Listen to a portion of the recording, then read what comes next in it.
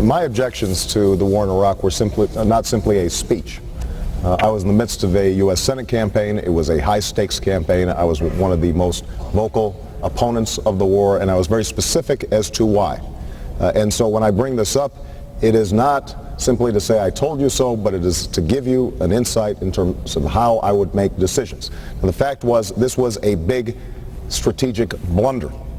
It was not a matter of, well, here is the initial decision, but since then we've voted the same way.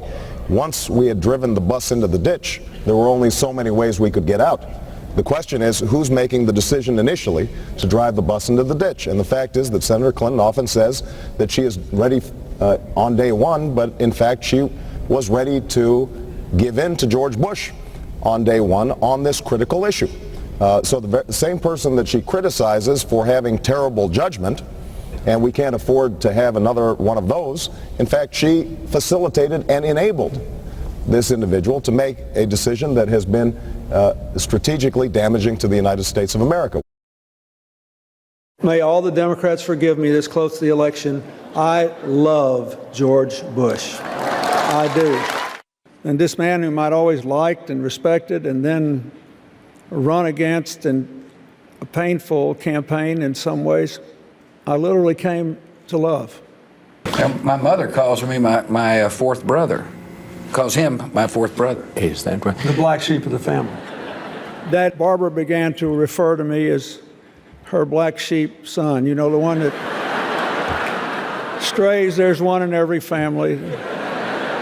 Gets the politics wrong or makes some other mistake. You've often referred to Bill Clinton, and you talked about his relationship with your father and how it developed, and your mother as well, and he's your brother from another mother. What does that make Hillary Clinton to the Bush family? My sister-in-law. It is clear, however, that if left unchecked, Saddam Hussein will continue to increase his capacity to wage biological and chemical warfare, and will keep trying to develop nuclear weapons. Should he succeed in that endeavor, he could alter the political and security landscape of the Middle East.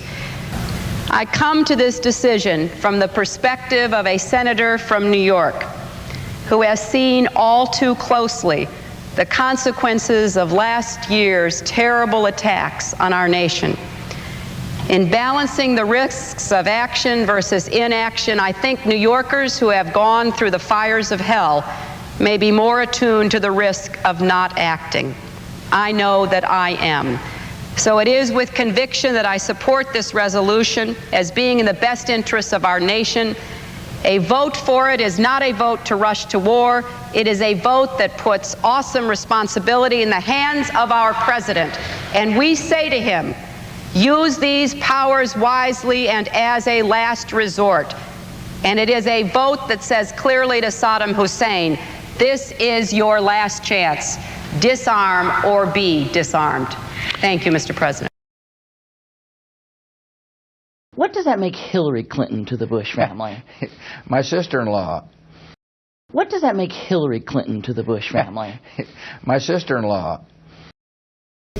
So the same person that she criticizes for having terrible judgment, and we can't afford to have another one of those, in fact she facilitated and enabled this individual to make a decision that has been strategically damaging to the United States of America.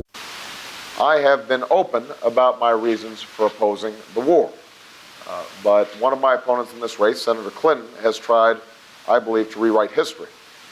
She voted for a resolution called, and I quote, a resolution to authorize the use of United States armed forces against Iraq. Now she's saying that she wasn't really voting for war. She cast her vote after failing to read the national intelligence estimates on Iraq, a report that raised enough doubts that the majority of Democratic senators who read it voted against the war. We need accountability in our leaders. You can't undo a vote for war just because a war stops being popular. President Bush has used that authority to keep our troops in Iraq to this day. And this is not just about the past. It is about the future. Voters need to judge us on the judgments we've made and the lessons we've learned. Senator Clinton has said her vote was has not said that her vote was a mistake. She has simply blamed the civilian and military leaders who carried out the policy she authorized. If we don't know why Iraq met her threshold for war, how can we know what that threshold will be in the future? When they had the vote on the so-called Iraq War Powers Resolution, is the Democratic Party split on that? I think there is a division. And how would you have voted? Would you have supported that resolution, voted yea or nay? If it had come to me in an up or down vote as it came, I think I would have agreed with our senior Senator Dick Durbin and voted nay.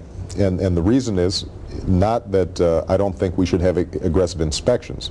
What I would have been concerned about was a carte blanche to the administration for a doctrine of preemptive strikes that I'm not sure sets a good precedent.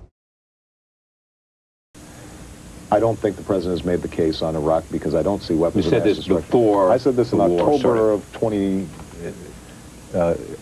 of 2002, 6 months before the war was launched. If you had been a member of the Senate, you would have voted against the resolution. Yes. I don't oppose war in all circumstances, and when I look out over this crowd today, I know there is no shortage of patriots or patriotism. What I do oppose is a dumb war.